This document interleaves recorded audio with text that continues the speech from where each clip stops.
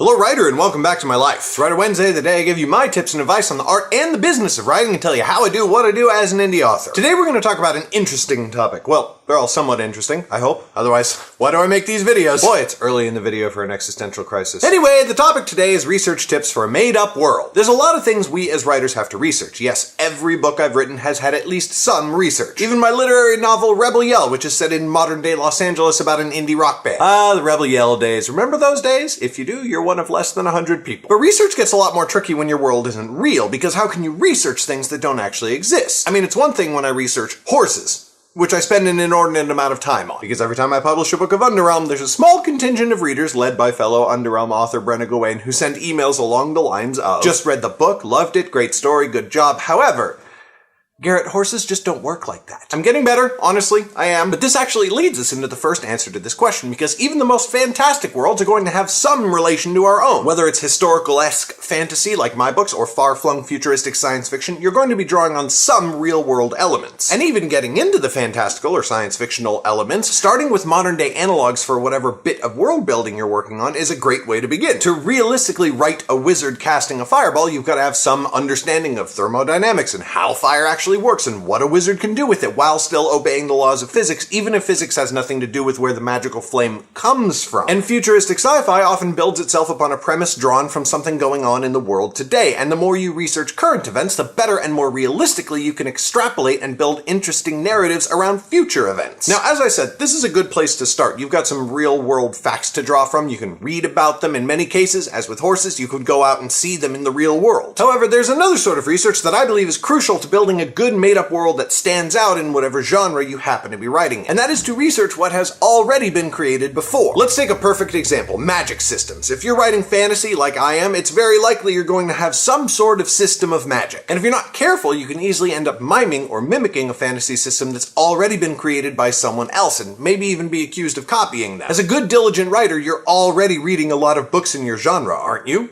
Aren't you? Well, you should be studying them with a professional eye, and part of that is seeing what's been done before. For example, on this same topic of magic systems, you should definitely go read everything Brandon Sanderson has ever written, because dude is the nearly uncontested king of magic systems. And studying what he's done in detail will not only help you avoid doing the same thing and possibly be accused of copycatting, but it can provide inspiration for your own ideas about what sort of magic system you want to have. As with many other things, I like to find some of my favorite examples of a world-building convention, and then isolate what I don't like, or what I feel is missing from each of them, and then sort of combine those into a new idea. For example, you can see the influence of Sanderson's novel Mistborn in the 4 or 6 branches of magic present in Underrealm. But the way they mirror, contrast, and conflict with each other, as well as their strengths and weaknesses against each other, bear a closer resemblance to the 4 types of bending in Avatar: The Last Airbender and The Legend of Korra. And of course, the various ways the magics are cast, and therefore the ways that they can be dispelled or guarded against, draw a lot of inspiration from the verbal component and somatic mechanics of Dungeons & Dragons. I'm getting in-depth on magic systems to illustrate the point, but this could be applied to any sort of far-flung speculative fiction world building. You're writing a book about dragon riders? First of all, Alex, I'm really glad, and I think it's going to be great. Second of all, read as many dragon books as you can to see what's been done before. The Inheritance Cycle, Dragon Riders of Pern, and yes, How to Train Your Dragon. You're doing space opera with a focus on artificial intelligence? You'd better read all 4 of the Ender's Game books. Just buy them at a used bookstore. Orson knows what he did. Learning what's come before you can help you create a new addition to the catalog of whatever particular zeitgeist you happen to be writing in that will be both fresh and exciting and possibly will never have been seen before. But it will also allow you to include enough of the familiar and the comfortable to ensure that readers in your genre will enjoy going on the new journey you plan to take them on. That's all I've got for you today, writer. If you want to support my channel, I hope you'll consider checking out the Writer Wednesday shirt. It tells people you're a writer so you don't have to. Also, check out my Patreon link if you want to see these videos 2 weeks before everyone else does. Thank you so much for watching, and I will see you next Wednesday.